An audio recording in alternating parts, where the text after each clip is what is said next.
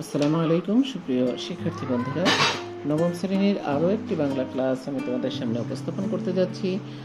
এই ক্লাসটি হবে বৃষ্টি কবিতাটা পড়েছিলাম আমরা, সেই বৃষ্টি কবিতা কি নিয়ে লেখা বা বৃষ্টি কবিতার মূল ভাবটা আজকে আমি আমার ক্লাসে উপস্থাপন করতে চলেছি।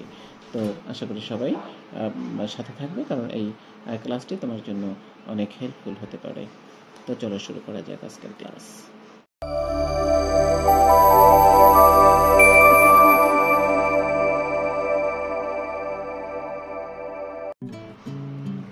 এখানে রয়েছে বৃষ্টি কবিতার মূল ভাব। আমি খুব ছোট করে লেখার চেষ্টা করেছি বৃষ্টি কবিতাটা। দেখো,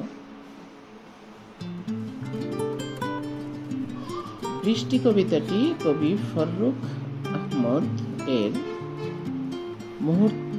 মুহূর্তের কবিতা নামক কাব্যগ্রন্থ থেকে চয়ন করা হয়েছে। বাংলাদেশ কৃষি প্রধান দেশ। কৃষি উৎপাদনের প্রায় পুরোটাই নির্ভরশীল বৃষ্টির উপর। তাই প্রয়োজন মতো পরিমিত বৃষ্টিপাত এদেশের প্রতিটি মানুষের একান্ত কাম্য।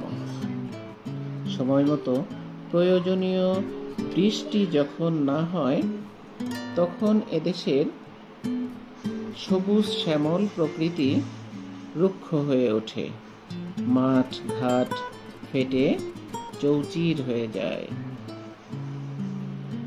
মলিন ফসলের মাঠ, তৃষ্ণার্ত বনানী আর উত্তপ্ত জনমনে এক পশলা বৃষ্টি যেন সোনার হরিণ হয়ে ওঠে।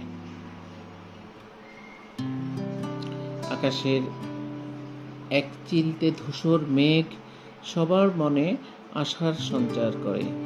সেই মেঘ যখন বৃষ্টি হয়ে ঝরে পড়ে, তখন প্রকৃতি হয়ে ওঠে স্নিগ্ধ স্নাত।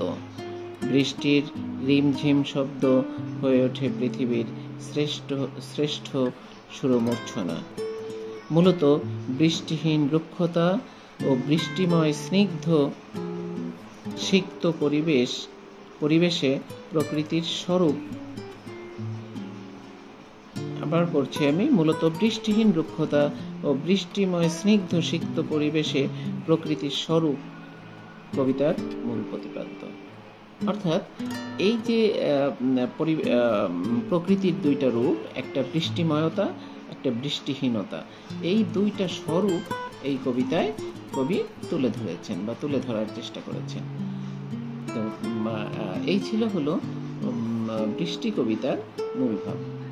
আমরা আবার একটু দেখে নিচ্ছি। তোমরা এখানে যারা এটা থেকে সাপোর্ট নিতে চাও, তারা এখান থেকে পজ দিয়ে লেখাটুকুকে দেখে নিয়ে নিজের মতো করে আরও সুন্দর করে, আরও সুন্দর ভাষায়, আরও সুন্দর সুন্দর শব্দ চয়ন করে তোমরা এই বৃষ্টি কবিতার মূল ভাবটা দেখে নিতে পারো। তো আশা করি তোমাদের ভালো লেগেছে। সবাই ভালো থাকো, সাবধানে থাকো, লেখাপড়ার সাথেই থাকো। আল্লাহ হাফেজ। আসসালামু আলাইকুম।